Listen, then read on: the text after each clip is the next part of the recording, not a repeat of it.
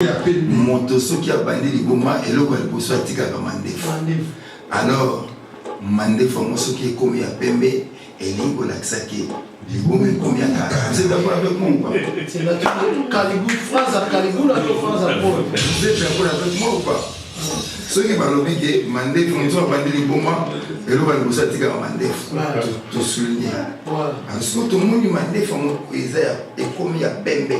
C'est-à-dire liboma ekomi ya kala. Vous êtes d'accord avec moi? C'est le roi ya Kalibou, la toi ya Paul. Non mais les gars, ils balancent, vous êtes d'accord avec moi? Si la Kalibou la Paul, balobi Kalibou la yo na Paul.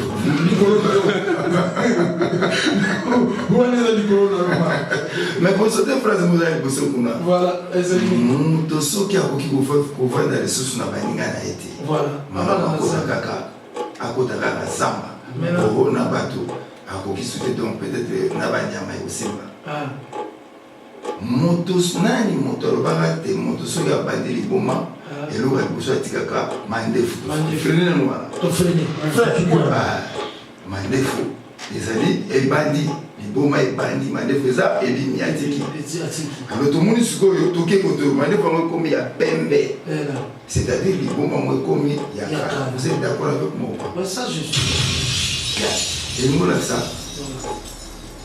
Mabe oyo ngai nalobiki mabe oyo ntango ebandi ya moto oyo ezali ya moto oyo mandefu atiki mandefu eza na mwendo ezalaki moke mais ya ntango ekomi ya pembe mabe ekomi makasi koleka. C'est tout simplement ça. Ok, c'est tout continue. On est en train de décortiquer la chose.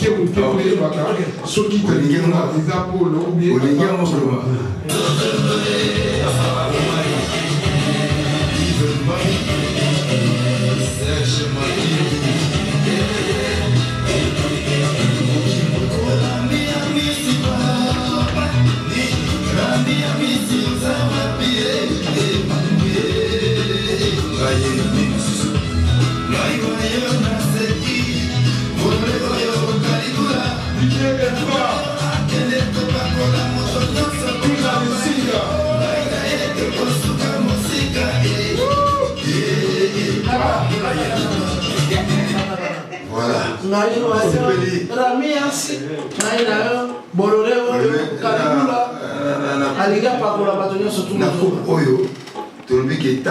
L'essentiel tato yo akende ko pakola bato nyonso bozoba. Voilà.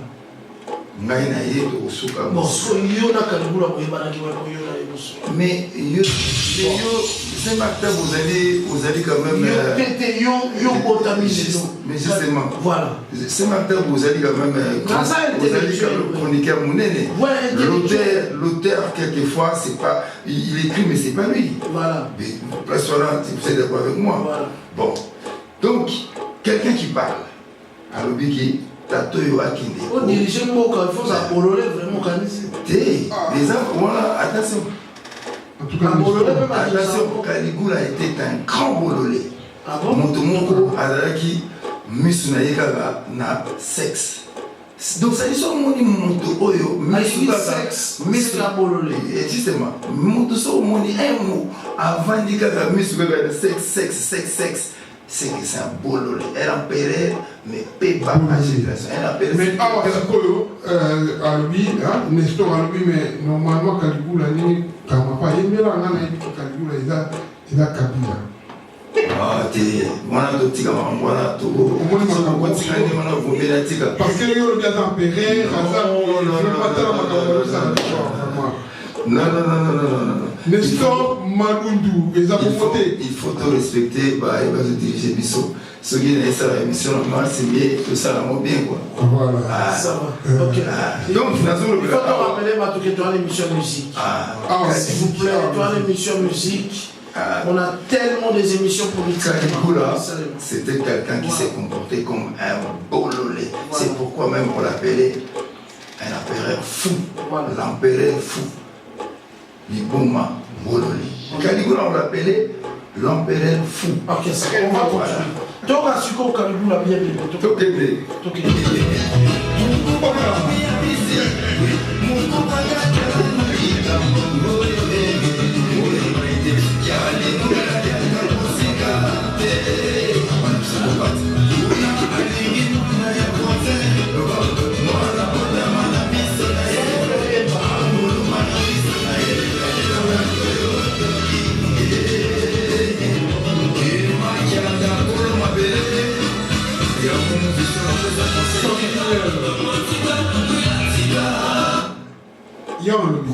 alingi mwana ya voisin. Caligula. En tout cas, l'émission a servi dans fort. Voilà. Pour expliquer Caligula, vraiment, c'est bien. Caligula, l'agent Pérel Moko. Mwana ya moto ya mosala na ye. Aolekate. Voire même sa propre sœur. Oh là. Caligula. Sœur en Caligula, on va comment la livre. Caligula, mais non, même à au côté de même Caligula. C'est un bon attention, comment on a dit, je crois Dricilia quelque chose. Mais Caligula sortait avec sa propre sœur. Caligula a pour moi na moninga te aleka. Nous savons pourquoi on a bengi bololé appelé bololé parce que pour il s'est limité de ba makamwa pas malati ba sexe. Il y a beaucoup de sanité. Et c'est pourquoi, même si le loi que l'empereur est fou. Donc, c'est-à-dire, et ça, c'est vrai, c'est une histoire vraie. Ok. Merci. Voilà, donc continuez sur le token de Pénard, parce que tu peux payer. Ce que vous expliquez, c'est bon.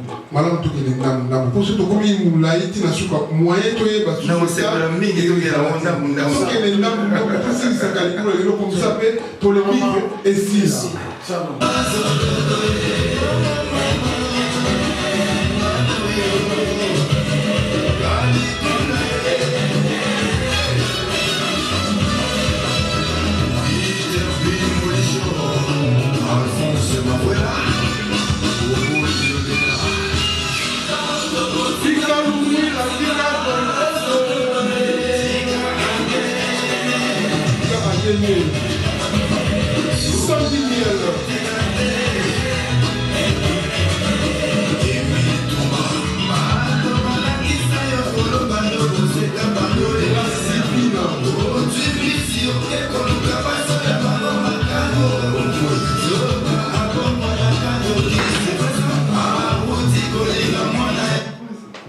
bato banakisa yo koloba ndoko seka bango ozwi mbisi oke koluka basi ya bango makambo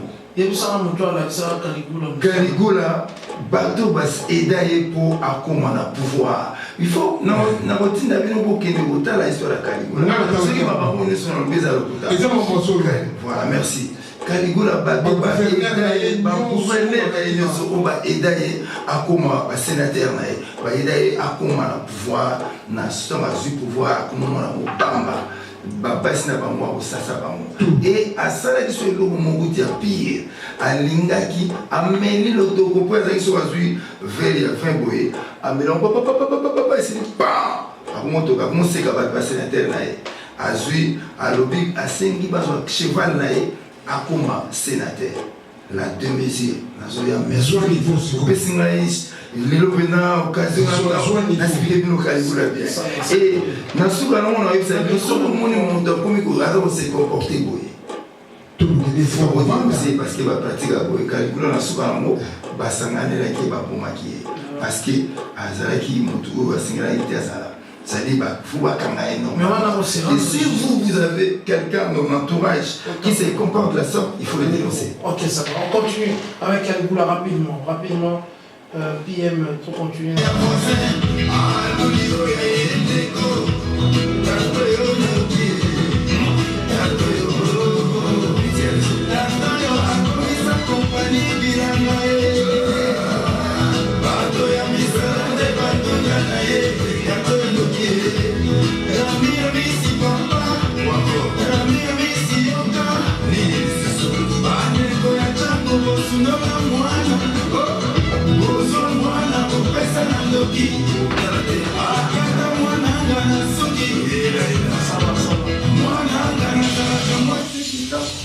Bon, c'est bon, voilà, au Congolais. Oui, toujours jamais Moutoussou. Si. Caligula Zalaki. Si, Caligula Zalaki Moutoussou. Caligula Zalaki Sobasu Moutoussou. Avec on décidé, par exemple, que Balata Batirba. C'est-à-dire c'était un dictateur. C'est pourquoi on l'appelle Bololé. Caligula, c'était vraiment un empereur Bololé. Un empereur fou.